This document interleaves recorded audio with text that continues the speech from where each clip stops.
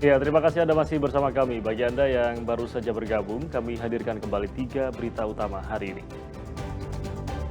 Seorang sopir truk box terjepit kabin akibat menabrak truk pasir di Jalan Jogja Solo di Kabupaten Klaten. Ram dengan kebisingan dan kerap dijadikan tempat maksiat, sejumlah tempat hiburan dan penginapan di kawasan wisata Pantai Sigandu Batang ditutup paksa oleh warga. Memanfaatkan tingginya permintaan hewan kurban, seorang lulusan sarjana di Kabupaten Boyolali meraup cuan dari bisnis hewan kurban.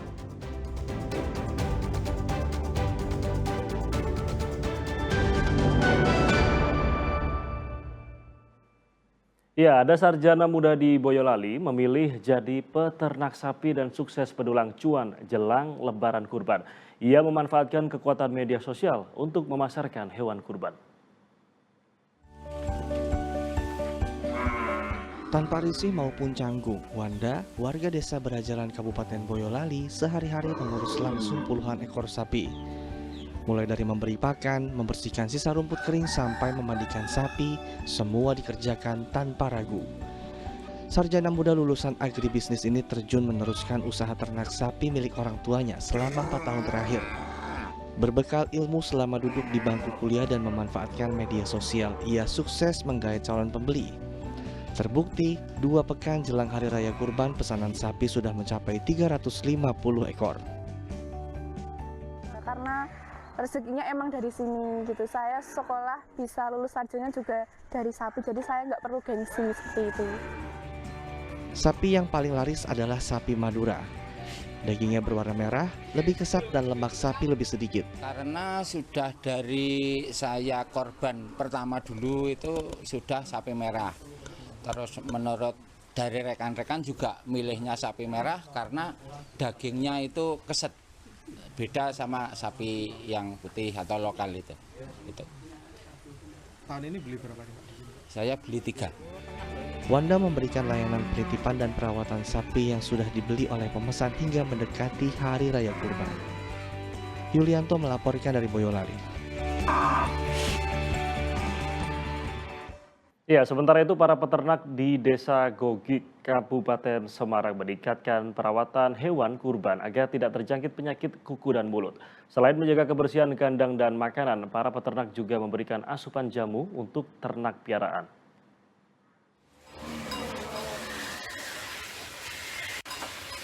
Para peternak sapi di Desa Gogik di Kecamatan Ungaran Barat, Kabupaten Semarang terus mengantisipasi munculnya penyakit kuku dan mulut menjelang perayaan Hari Raya Kurban. Kewaspadaan ditingkatkan karena tingginya lalu lintas ternak seiring dengan meningkatnya permintaan hewan kurban. Untuk mencegah PMK kembali muncul, para peternak memberikan perhatian lebih pada kebersihan kandang dan asupan gizi makanan untuk sapi. Selain itu, jamu ramuan sendiri juga diberikan agar sapi kebal terhadap berbagai jenis penyakit termasuk PMK. Pembatasan pergerakan ternak agar tidak bersentuhan dengan ternak dari daerah lain juga dilakukan sebagai langkah antisipasi. Ya harus dijaga kebersihannya. Itu kebersihan utama, harus dijaga kebersihannya, juga makannya, dan setiap 3 bulan saya kasih jamu. Jenengan pernah kena nggak sapi? Ya pernah, tapi untuk mulanya dari sekarang saya hati-hati supaya tidak kena. Itu caranya gimana gitulah, dengan pengalaman saya sendiri, bukan dari siapa-siapa, pengalaman saya sendiri. Upaya pencegahan dilakukan para peternak agar seluruh ternak yang dijadikan sebagai hewan kurban sehat untuk dikurbankan. Yulianto melaporkan dari Kabupaten Semarang. Ya, penjualan hewan kurban di Kota Tegal masih tergolong sepi. Diperkirakan pasar hewan kurban, maksud kami, baru mulai ramai sepekan menjelang Idul Adha.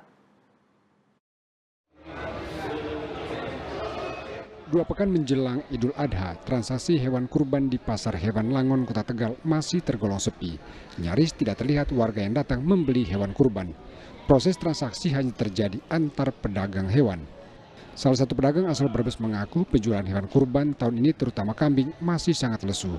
Kondisi ini menurutnya berbeda dari tahun lalu, di mana pembeli sudah ramai berdatangan meski hari raya kurban masih jauh. Lesunya penjualan hewan kurban diduga karena kondisi ekonomi saat ini dan warga lebih mempersiapkan diri untuk mendaftarkan anak-anak masuk sekolah. Penjualannya waktu ini masih standar, masih ketemu bakul. Konsumen belum ada. Amin 3, Amin 5 baru konsumen banyak. Tapi ini paling-paling ya antara bakul. Amin kelebihannya paling-paling 100-200.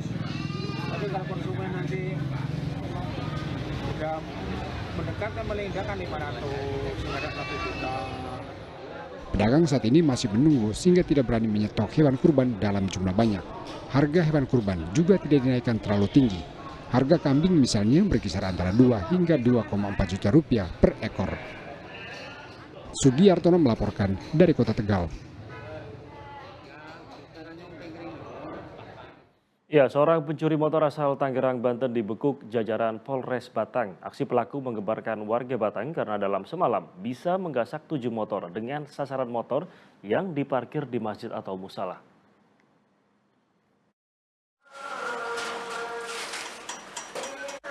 Belasan motor ini disita dari satu orang pencuri bernama Agus asal Tangerang, Banten. Aksi Agus menggemparkan warga Batang pekan lalu. Pasalnya dalam semalam, ia bisa menggasak 7 motor sekaligus di lokasi parkir masjid berbeda. Motor-motor curian ini sebagian disita dari penadah. Agus tergolong pencuri motor profesional. Ini terbukti dari peralatan yang ia gunakan, di antaranya berbagai ukuran kunci letter T untuk membobol motor korban. Pelaku biasanya menyasar motor yang diparkir di masjid atau musala. Ia memanfaatkan situasi saat korban sedang menunaikan salat. Bukti yang didapatkan katanya TKP-nya di Cirebon, ya. Kemudian ada di Yuleri, tapi sebagian besar itu di wilayah Batang. Dia melakukan sendiri dan dia pemain tunggal. Ya, dengan dilihat dari CCTV, kemudian barang bukti yang kita temukan berupa kunci T ini, ya, dia sudah sangat profesional karena sudah banyak berbagai ukuran kunci T yang dia siapkan untuk melancarkan aksinya. Agus menyesali perbuatannya, bahkan ia memberikan tips agar motor korban tidak dicuri para pencuri. Maaf sama orang Batang yang saya curi motornya, dan saya mohon maaf banget. Terus biar susah dicuri, ini tip buat yang punya motor, gembok yang merah. Gembok yang merah nggak bakalan bisa. Gembok yang merah, menggunakan gembok yang merah. Bawaan motor Vario apa itu ada yang merah, yang masuk itu. Menyesal ya? Agus dijerat dengan pasal berlapis dengan ancaman hukuman maksimal 9 tahun penjara. Selain Agus, 2 penadah hasil curian Agus juga ditahan dan terancam pidana penjara 4 tahun. Kuncoro Wijayanto melaporkan dari Batang.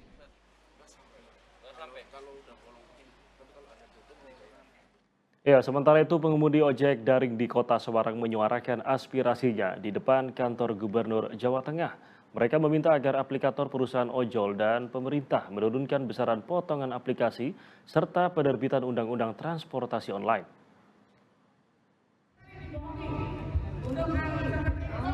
Spanduk yang dibawa oleh ratusan pengemudi ojek online ini berisi sindiran. Mereka protes aplikator perusahaan ojek daring dinilai sangat membebani para pengemudi ojol.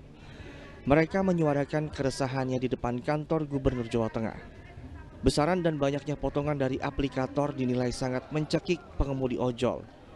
Potongan tersebut tidak sebanding dengan biaya operasional dan perawatan kendaraan seperti suku cadang dan lain-lain. Dia terlalu banyak potongannya, tidak sesuai dengan biaya operasional kendaraan. Kan biaya bensin, BBM lah, onderdil kendaraan, oli, kan biaya perawatannya kan lebih besar. Malah sekarang roda 2 itu ada namanya Grab Bike Hemat. Jika ikut, artinya kita harus berlangganan. 7 orderan 13.000. Kan menurun juga pendapatan kan. Selain itu, mereka juga mendesak pihak aplikator untuk mentaati regulasi di Permenhub dan Kepmenhub terkait tarif dan potongan biaya sewa aplikasi. Pengunjuk rasa berkesempatan audiensi dengan DPRD Jawa Tengah serta Dinas Perhubungan Provinsi Jawa Tengah. Menurut Kepala Dinas Perhubungan Jawa Tengah, Arif Jatmiko, butir-butir tuntutan pengemudi ojol merupakan kewenangan pemerintah pusat. Tetapi karena itu merupakan kewenangan pusat, tindakan-tindakan, karena SK Gubernur tidak mengatur terkait dengan tindakan, itu juga sudah kita laporkan ke pemerintah pusat. Dan ini dalam waktu dekat kita konsolidasi di provinsi, kami juga melaporkan kepada Bapak Gubernur dorongan apa yang diharapkan oleh ojol, ya, terutama terkait dengan peningkatan kedepannya sih sebetulnya terkait adalah utamanya undang-undang transportasi online gitu ya, nanti yang akan mewadahi semuanya. Dinas Perhubungan Provinsi Jawa Tengah akan mendorong pemerintah pusat segera merespons tuntutan tersebut. Agus Hermanto melaporkan dari Kota Semarang.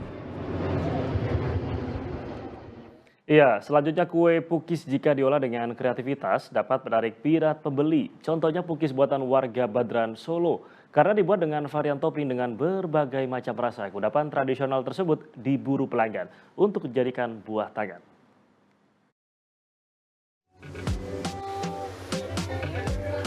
Kue pukis biasanya melekat dengan kata tradisional. Tak heran kue ini sering dijumpai di pasar. Agar pukis terlihat istimewa, seorang perempuan asal Solo menyulap makanan ringan ini dengan penyajian yang berbeda. Bahan dasar kue pukis ini tetap sama, yaitu menggunakan tepung terigu dan cetakan khusus. Namun yang membedakan pukis ini dari yang lain adalah varian topping dengan berbagai macam rasa. Ada daging sapi, abon, keju, dan masih banyak lagi. Sekali coba, pembeli pasti ketagihan.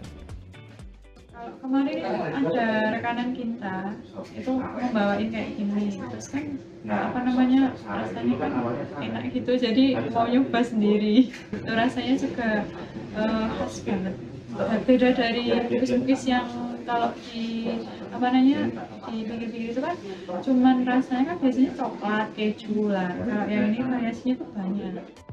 Usaha yang dibangun sejak tahun 2017 ini berawal dari kegelisahan Renata soal oleh-oleh yang kurang bervariasi. Karena pukis merupakan kudapan kegemaran keluarganya, akhirnya Renata memutuskan untuk membuat usaha kue pukis lain daripada yang lain.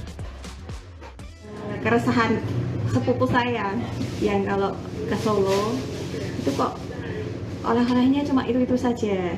Kan waktu 2017 yang ada cuma brand A dan brand B gitu kan Mas. Terus ada lagi nggak ya yang tradisional dari Solo gitu. Kemudian saya terpikir karena makanan kegemaran suami dan anak itu pukis, saya jadikan saja pukis itu menjadi oleh-oleh. Dalam sehari Renata mampu memproduksi 1000 kue pukis. Namun saat hari libur jumlah pesanan meningkat hingga 5.000 buah. Harga kue ini juga bervariasi, mulai dari Rp17.000 hingga Rp60.000 tergantung jumlah isinya. Heri Prasetyo melaporkan dari Solo. Iya, selanjutnya untuk merayakan Hari Kebangkitan Nasional, warga Desa Kranggan, Klaten menggelar kirap budaya. Mereka membentangkan bendera merah putih sepanjang 1000 meter, sekaligus pawai nasi tumpeng. Suasana Desa Kranggan, Kecamatan Polan Harjo, Klaten terasa istimewa. Ribuan warga tumpah ruah memenuhi jalan desa untuk mengikuti kirap bendera merah putih raksasa sepanjang 1000 meter. Kirap dimulai dari makam tokoh masyarakat setempat bernama Empu Supo menuju kantor Desa Kranggan yang jaraknya 1 km. Tak hanya anak-anak, orang tua pun ikut dalam kegiatan ini. Desa Kranggan dulunya dikenal dengan sebagai bagian dari Koripan yang memiliki sejarah panjang sebagai sentra perajin pandai besi. Lewat kegiatan ini, warga ingin mengenang sejarah sekaligus menanamkan nilai nasionalisme kepada generasi muda. Biar bangkit kembali, hidup semangat kembali lagi untuk mempertahankan kaitan dengan pandai besi yang mungkin saat ini sudah mulai redup karena regenerasinya yang sudah tidak mau untuk melanjutkan warisan leluhur ini. Selain kirap bendera, gelar budaya juga diisi berbagai kegiatan seperti makan bersama, festival pandai besi hingga pagelaran wayang kulit. Perayaan ini bukan hanya menjadi ajang silaturahmi, namun juga menjadi momen penting dalam merekatkan kembali identitas budaya desa, serta semangat kebangkitan nasional dalam bingkai tradisi lokal. Krisna Agung melaporkan dari Klaten. Ya, dan informasi tadi mengakhiri jumpa kita di Berita Jateng hari ini. Jangan lupa pastikan ada subscribe channel YouTube Liputan 6 SCTV Daerah. Atas nama rekan yang bertugas, saya Ramaditya Domas mengucapkan terima kasih atas kebersamaan Anda. Selamat beraktivitas dan sampai jumpa.